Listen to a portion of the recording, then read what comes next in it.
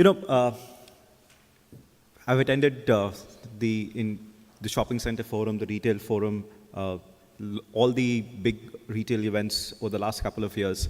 And we've been talking about what's been challenges which we keep facing in our businesses, particularly as shopping mall owners, advisors.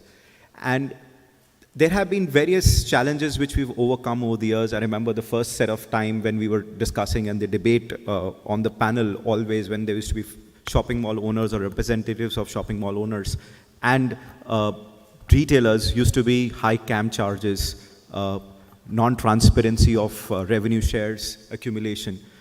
Then we moved on to an era in saying, what does a shopping mall work? And we realized that there is one set formula, which is do a leased model, the evolution from a 200,000 square feet shopping malls to 2 million square feet shopping malls, and then coming back and saying, India, the market is for 500 to 700,000 square feet. I don't know if there is a perfect recipe for it, because I still feel that a lot of people who are still going out and building sub-quality, substandard retail shopping centers. There are still far and few high-quality shopping centers.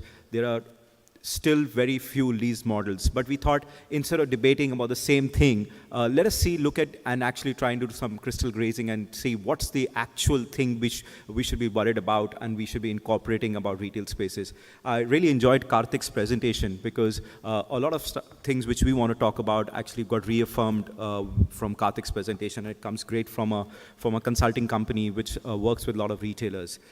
So, from a retail perspective, we said it's about what do we do when there is so much talk about happening online, offline, brick and mortar, big departmental stores closing down in the US, the world becoming one and flatter.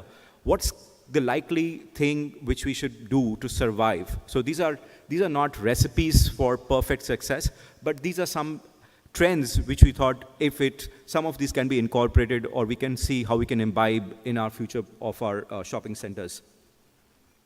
So let's set the context first. So where we are in that cycle.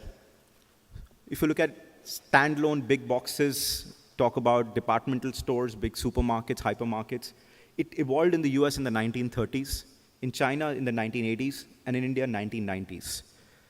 The regional malls, let's take an example of that. So between the US in 1980s, and it came fast forwarded and it came to India in 2000 and 2010, between 2000 and 2010.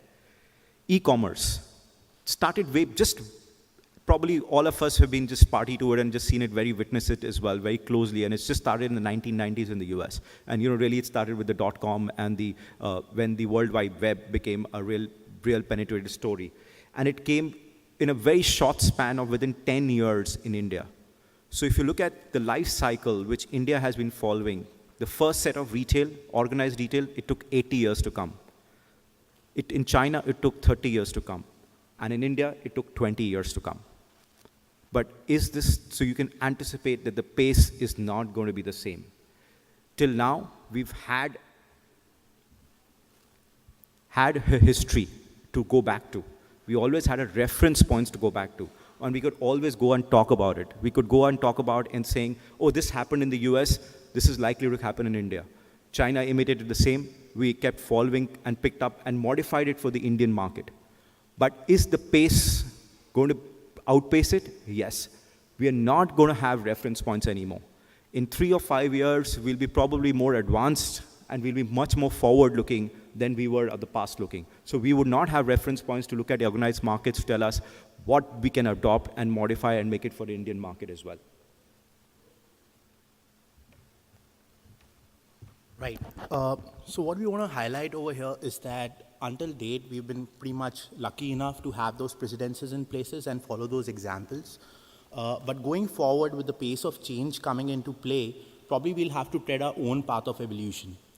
And just to talk about evolution, if you just go back to one of the most basic fundamental theories of evolution, that also talks about the fact that it's not about how strongest or how intelligent you are to survive in this fast-changing world. It's more about how you adapt to this change. It's about responsiveness to this change. So years ago, as e-commerce actually exploded, it seemed as if the days for the brick and mortar format are pretty much numbered. But that hasn't been quite true. So what seemed as an inevitable fate is actually what has happened is that it hasn't been true enough. What we believe is that there's a bright future for physical retail spaces, at least for the ones who are going to be adaptable and smart enough to do that. The truth of the fact of the matter is that the consumers will still go on and coming to the malls or physical retail spaces for that matter, but the only thing is that which is going to change is their expectation out of these physical retail spaces.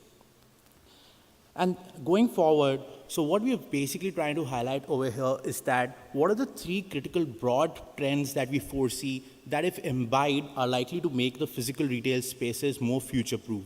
So these are three broad themes that we try to highlight over here. So first one being the redefining retail spaces. This is more about the built environment that we're talking about. The second theme or the trend that we foresee that's going to help you basically have future-proof retail spaces is category innovations. And the third one is the technology enablers.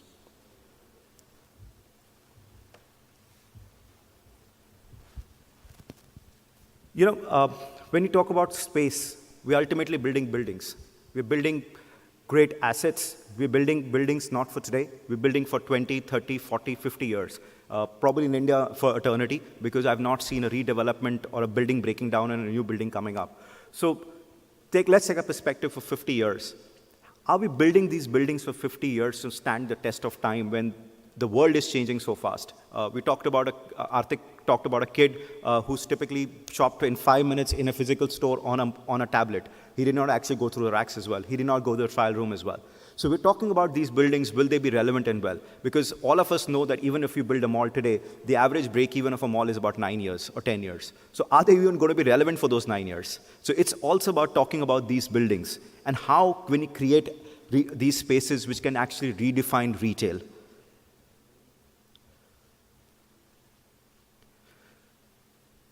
The person who's coming and shopping needs to get identified with that retail space. He looks at it as an identity. You know, in India, we are not a very, I would say, a very outgoing race. We are very lazy people. What we do on a weekend is sit in front of the TV and watch IPL. We do not go and play cricket outside. Unlike the Australians, we don't go surfing. We don't take our kids going cycling, probably because we don't have the public realm, or maybe the temperature is not there, and probably we're not it's not in us that we are not a race. We don't have the infrastructure for it. What do? We go to a mall.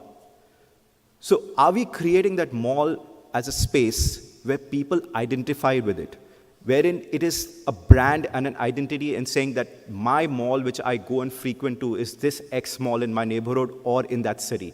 It is something about that.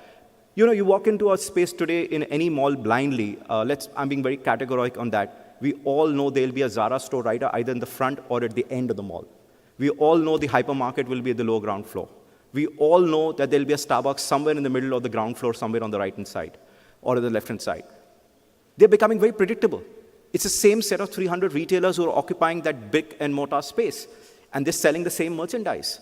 But how are you differentiating as a mall owner or a mall developer is by creating a space where the customer is able to identify it as a brand. It's about creating iconic spaces.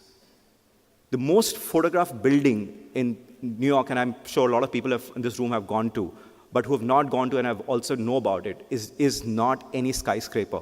It's not any retail mall. It's this glass box, which is about retail. I went in that store. It was filled with people at about 11 o'clock in the morning. I went to that store the second time. It was about 9 o'clock in the night. It was still filled with people. They just sell 4 things. They just sell an Apple Watch. They sell an iPad. They sell a phone. And they sell a computer called a MacBook. I don't know what those people were doing in that. I spent an hour and I kept figuring it out. What are these guys doing? What they were doing is they were enjoying that space, that experience, that place to be, because they could identify with that store. Every customer, every shopper or any traveler, it's a must-to-do list to do for the first time when he goes to New York and he's visiting Manhattan, is to go to the Fifth Avenue store of Apple. Why? Because you are able to identify that store. And there are people clicking, and I could say, a huge group of Chinese people just clicking photographs and spending half an hour outside the store, just taking pictures and taking memories. I mean, they just go and buy one product. But the fact of the matter is they've created an icon space where people are able to identify with that icon.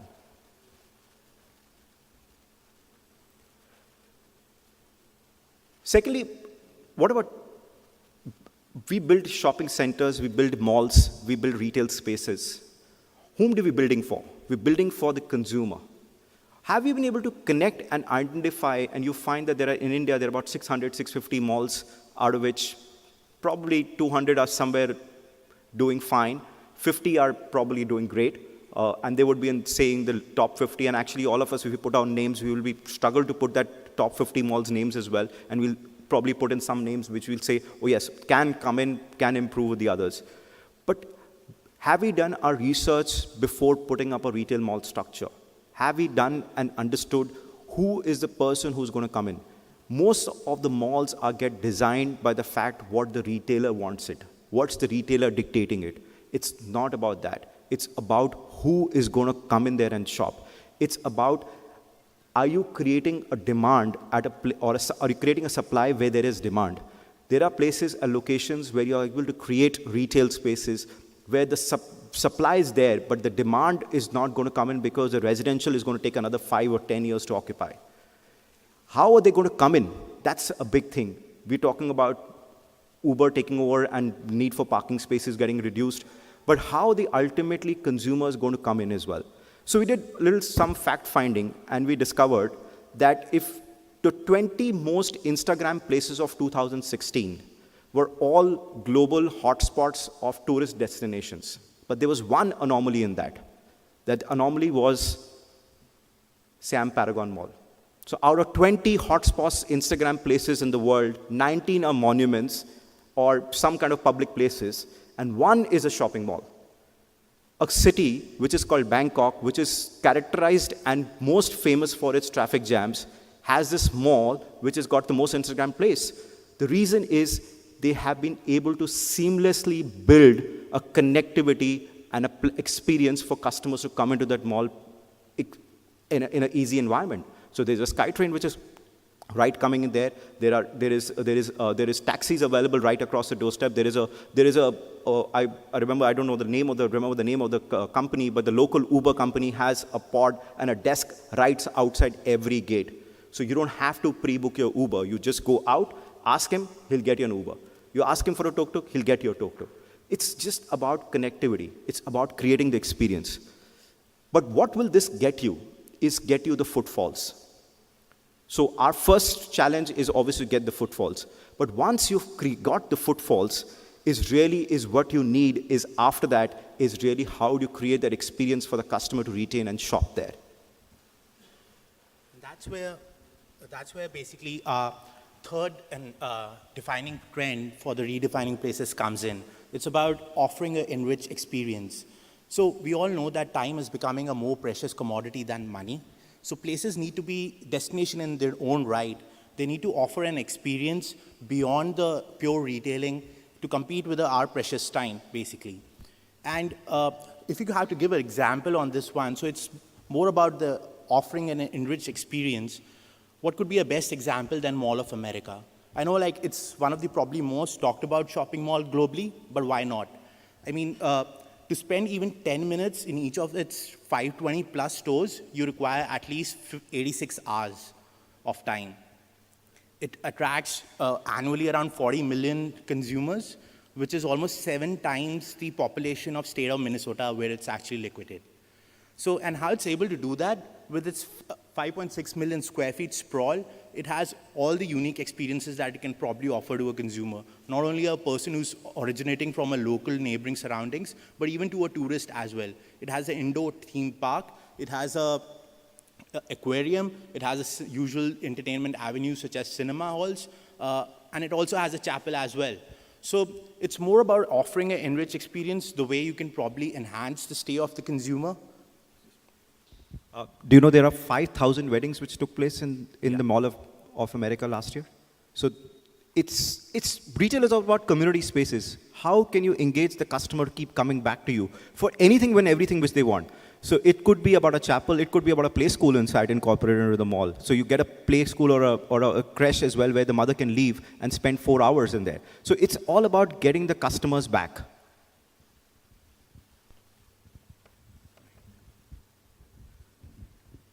So we said we create iconic spaces, we create big buildings. We make sure that it's got the perfect connectivity.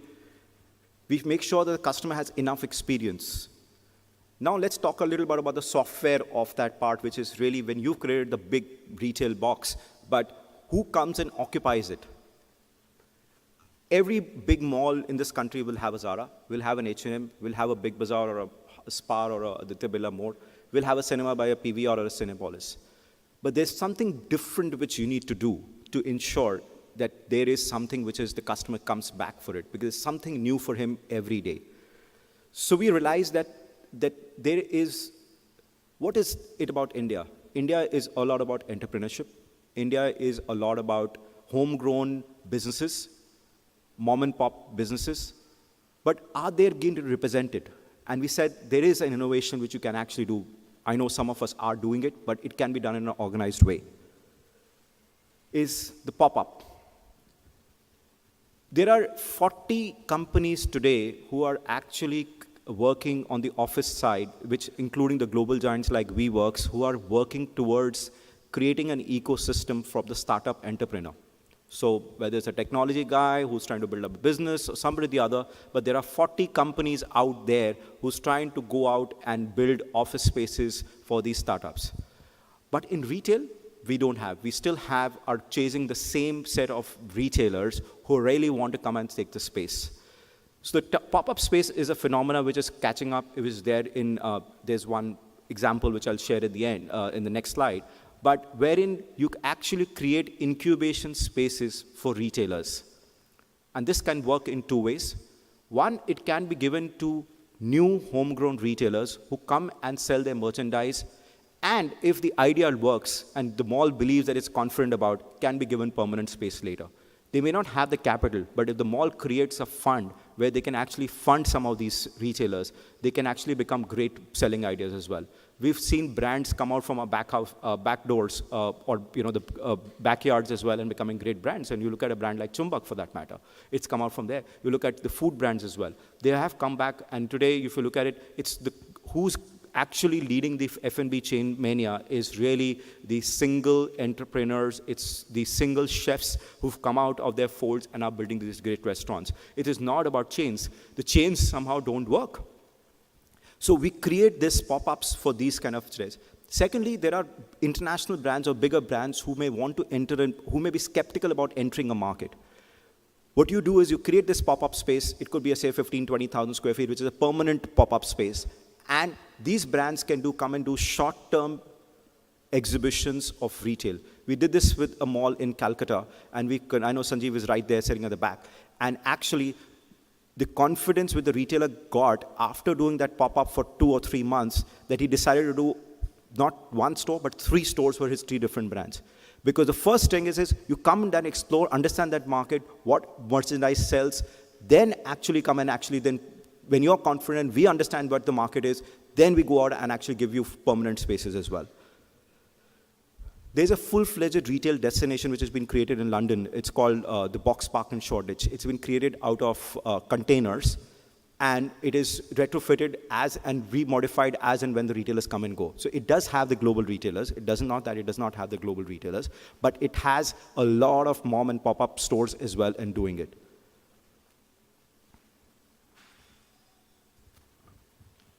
Right. So basically, the trend number 2 under basically category innovations is basically exploring the known categories such as F&B. What we've seen in the past is that e-commerce may be driving consumers away from shopping malls, but this is one single lone category which has been able to pull back these consumers back into the shopping malls. There's a sea of change which is happening within the category in itself, and we believe there are 3 primary factors on which the evolution or probably which are going to likely revolutionize the F&B industry. So these are food trucks, food halls, and street food arenas. So if we just talk about an example with respect to food halls, so this is Italy. So it started up, developed on a concept of basically eat, shop, and learn.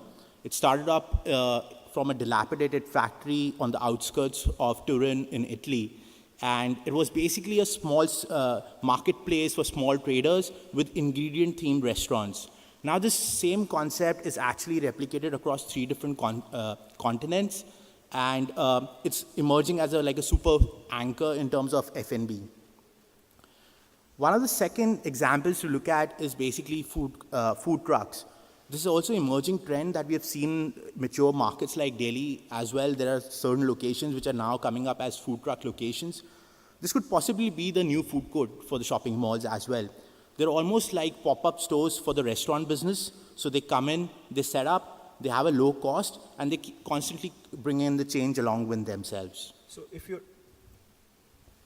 building a mall, and we know of a mall, I don't remember the name, Anish, but there is a mall which has got access to get the food trucks up to the third level of the building. And they get it on a regular basis, and they keep changing. So it's like a festival which they keep doing, and so there's a theme of this is, so there'll be a new theme of trucks which come in.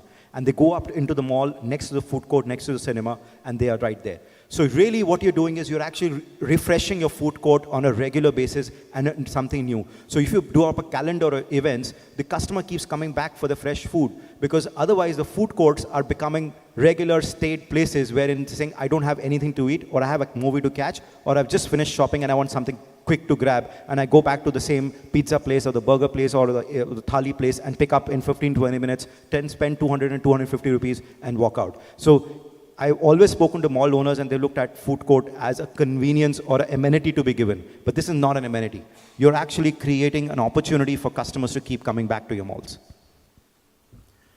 And one of the key examples that we took into account was in terms of street food arenas. So this is again London Union or Dinerama from Shoreditch, London. So what they've done is that basically they developed up like a plug-and-play kind of a concept kitchens. So it's basically wherein they invite the local independent food players to come in, set up their stores, and probably start functioning from those locations. What this has actually started up is it has started like a really distinct move away from the traditional landlord-tenant relationship. So this is more of like a financial partnership what has emerged from this kind of a concept, wherein landlords are seeing these new restaurant concepts as a business opportunity. So they cherry-pick these concepts and probably give them seed money to locate them in their own shopping malls. And after a certain period of time, once they've incubated, they also invest into take equity stakes into these ventures. So it's basically a different strategy altogether. Like Dinerama has been very successful. They operate only 3 days a week at times. But what it gets is these great chefs who come out from their homes, or they come out from their day jobs and actually come and actually cook there. And people look forward to it because it's something new. There's a new experience. Secondly, you can keep moving. So it's a big hall, which is like an old factory shed, which has been converted, and it has everything plug and play, where the guy just needs to come and cook and can probably do a 3-day thing. And you can get at times celebrity chefs as well. So there's a whole lot of event and management which goes along with it, but it creates a people, and it's not a retail destination which they created it. But it's so popular today that people actually look forward to when the next Dinerama, the big event is. So the next category of innovation that we think is likely to happen is basically the click and collect format, which is already in place if you look at the Western world. So basically, it's again based on the theme that time is becoming a more precious commodity than money. And if you look at it even from our physical as well as digital lives. So we're living in an era wherein basically at times for a consumer, even a 2-day delivery promised by an e-commerce portal could seem like a decade's time, or even a drive down of around 10 kilometers to his favorite store could take hours for him. This is where actually the click and collect format fits in. So it's able to amalgamate the basic benefits of both the distinct worlds of retail that we have. So it's able to provide the ease of access that the online world gives a consumer, and at the same time, it's also been able to provide a speed of delivery, which a brick and mortar format is able to provide. So some might argue on this that this might basically lead to a certain amount of cannibalization in terms of sales revenue, which is basically recorded at shopping centers.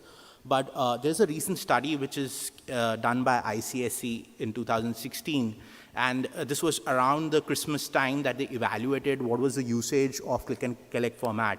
What they found out was that the people or the consumers who use this kind of a format, 69% of those who when visited the store to collect their stuff actually stop and shop for more stuff within the store. And 36% of them also shop for stores nearby. So it's not essentially a cannibalization which is likely to take place with this kind of a format. And there are already big players, major retailers across the world who are actually practicing this format. So if you talk about Waitrose or John Lewis, or even for that matter, Primark is a very good example, who are basically executing click and collect format as part of their stores. We, as JLL, were partners and we marketed the Westfield Mall, which came up in Stratford, which was built at the time of the Olympics. And I was talking to the team and I happened to connect with them and I'm chatting up with them and understanding what the trends and what they are. So on top about click and collect and how e-commerce and offline and online is working together. He said there was, so as any mall partner or mall owner would typically do is you sit with the Excel sheet, look at each of the brand, how they're performing over the last trend, over the last 6-8 months. You typically look at in saying how that category is doing. So you pick up shoes and then you say, okay, there are these 7 players. There's one guy who's everybody else has grown by 15-20%, but this guy's sales have not grown or is actually didn't grown. Then you go back to the retailer and saying, sorry guys, you don't fit in, or there's some challenge to it. And he says, we identified this one big retailer, I don't want to name them, and he said, their sales are not up to the mark, and we said, it doesn't make sense to give you that space. Why didn't you move out? He said, that retailer came back and said, we've done extensive research that wherever we close stores, our online sales fall by 30%. And so he says there is no reason we want to close our stores. We can look at that space, but we will not close stores. So today the convergence of online and offline is really getting to be seamless, and it's going to be very difficult for us to define who's influencing what, and where is the customer going to shop, because and that's what Anish is going to talk about in the next set is about technology. But the fact of the matter is this is all today. It's becoming one world essentially. And the customer is spoiled for choices.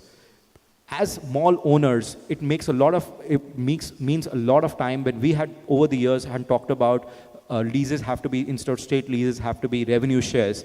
And today there's a talk about how do I capture revenue shares because I don't know where your sale is going to be because you're going to be online as well. Zara is talking about launching an online store later this year as well. So probably it means a lot to go back and innovate on our lease structures as well.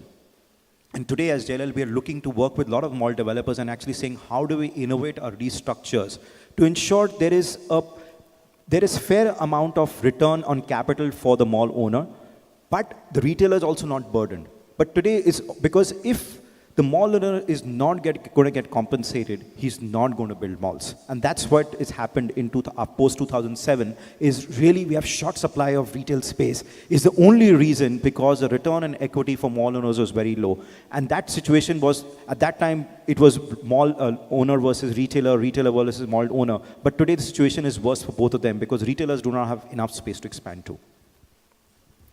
Right. So the third and final trend that we foresee is likely to make retail spaces future-proof is basically using technology as a tool, the technology enabler.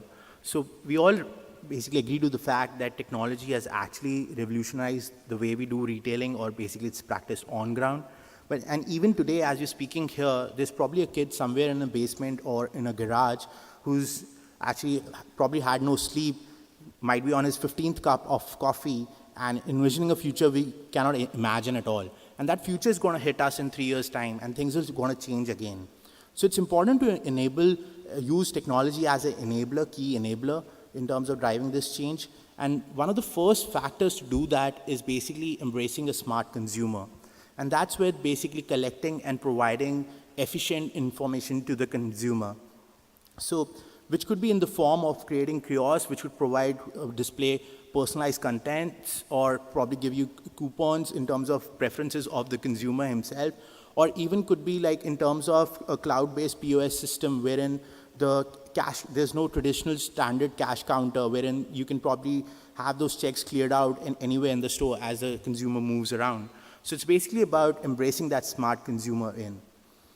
And the example to this is basically Regent Street, London, where almost 80% of the retailers have actually deployed the beacon technology, wherein they send in the exclusive personalized marketing messages, and at the same time, they're also able to capture upon what's the consumer spending is like. So they're also able to map those trends as well. So this is about a high street where each store is different retailer and each space is owned by a different owner who are able to come together and adopt a similar technology to get more footfalls. And we've seen in the over the years as well that the footfalls or the sales have not gone down, whether if it's a big mall opens up. Whereas in India, when a big mall opens up in a neighborhood, the first one who gets impacted is a high street. So there are high streets, and even what happens with the same mall is there's another big mall which comes up 7-8 years later, the old mall gets impacted. But there's no reason to be. But the market size is increasing, the population is increasing, the people are consuming more and more. And we have retail space shortage anyways. The second major trend to adopt is basically having the mobile front door. So what we mean by that is that the true front door to a retail store is actually not the one inside a mall. It's actually where the customer actually starts his first interaction with the brand, which is online. And mobiles are taking away that online search part to it.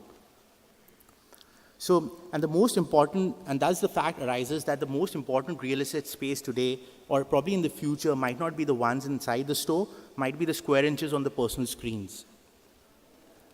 And already like a few international shopping center owners, as even a few examples from India, have started countering this aspect and have come up with their own personalized apps.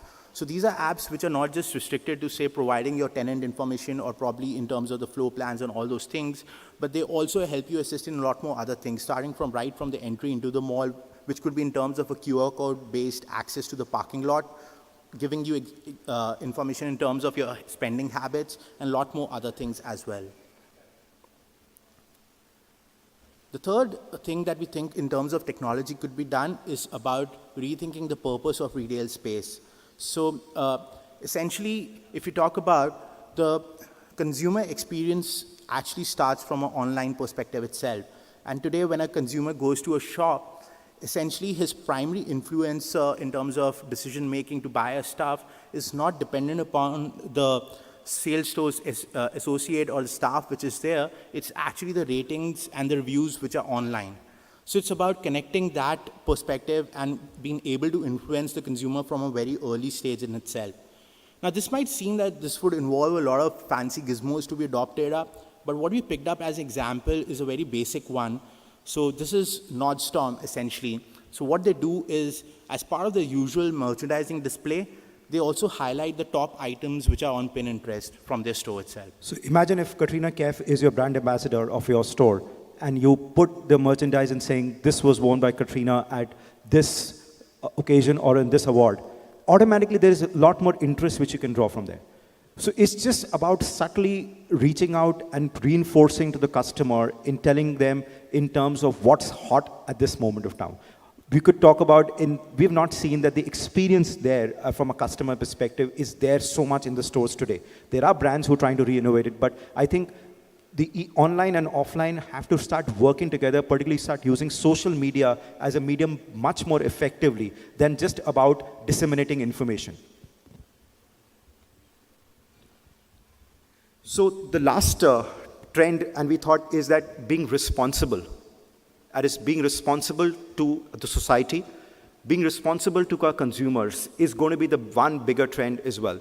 We've seen this as in the office space market, is that when we as a company, as JLL, we go out and assist clients in buildings where it is clients are actually making it one part of the criteria or giving extra weightage to buildings which are sustainable in nature. There is a lot more consciousness which is also emerging even in our consumers as well. So there are two things which you can do with sustainability. One is giving back and contributing to the society and actually using this as a marketing tool. Secondly, is actually connecting the consumer and actually making him do it as well. And we've got an example for doing this as well. So in the Westfield Stratford and in Oxford Street, they're still going to implement it, but in Westfield Stratford, they've put these tiles. So whenever a consumer steps on that tile, it generates electricity and gets fed into the grid. And that electricity is then used in the mall itself. You know, it's a simple thing. It becomes a great marketing thing to do, gives back to the society, and gets a great talking point as well. And people enjoy doing it as well. We've seen people jumping and trying to build and trying to catch that step, which actually generates that energy. So, you know, I think it's a holistic thing which we talked about, and we said the three trends which you need to do is create iconic spaces, be differentiating in your category innovations, don't become the same run-of-the-mill retail concepts, and third is imbibe technology. Thank you very much. Thank you very much. We'll take just one question since we are out of time. Just one question. Okay, I'll have the... Pankaj, great presentation. Need some inputs on this beacon technology. How has anyone done it in the mall in India, and what is the future of that? So the application in India is still at a very minimal level. So we have not seen many players involved that are majorly because of the cost factor to it as well. And also based upon, because it's in certain cases also compatibility issues as well that we've seen. So in terms of the operator, the OS that you have on your mobile. So in certain cases we've seen that.